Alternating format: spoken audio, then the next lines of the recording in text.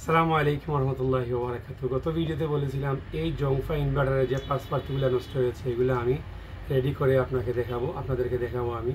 তো এইগুলো আজকে আমি সম্পূর্ণ এটা রেডি করে আপনাদেরকে দেখাবো। অনেক কষ্টের বিনিময়ে এটা রেডি হয়েছে। আপনারা কিভাবে ঠিক করবেন, কিভাবে কাজ করবেন, ভিডিওটা না টেনে শুরু থেকে শেষ পর্যন্ত দেখেন আর আপনারা অন্যদেরকে দেখার সুযোগ করে দেন। আজকে কথা আর বলবো না, এইখানে এই সমস্ত আপনারা শুধু ভিডিওটা দেখতে থাকেন।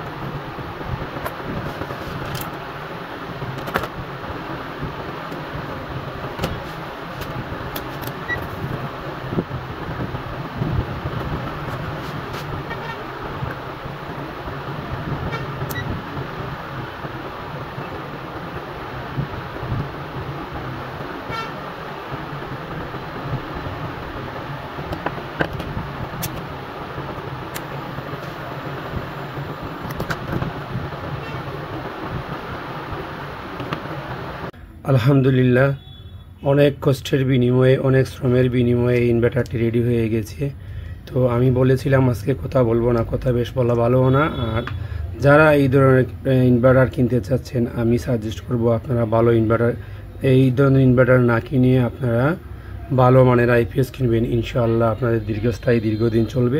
তো দেখেন এইটা খুবই সুন্দরভাবে এখন চলতেছে। এই কুলারটাও আমি রিপ্লেস করে নিয়ে নিছি। অনেক পার্টসপাতি এটা নষ্ট হয়ে গেছিলো, 3টা ক্যাপাসিটার নষ্ট হয়েছিল, এই কুলারটা নষ্ট হয়ে গেছিলো এবং এখানে কিছু পেন্ট জলে পড়ে ছাই হয়ে গেছিলো। তো এই ছিল ভিডিও। যদি আপনারা চান কিনেন, আর যদি না চান ভালো প্রোডাক্ট কিনবেন। তো এখানে দেখেন এটা সম্পূর্ণ রেডি হয়ে গেছে, আমি অফ করে নিলাম। এই যে দেখেন এটা অন হয়ে গেছে।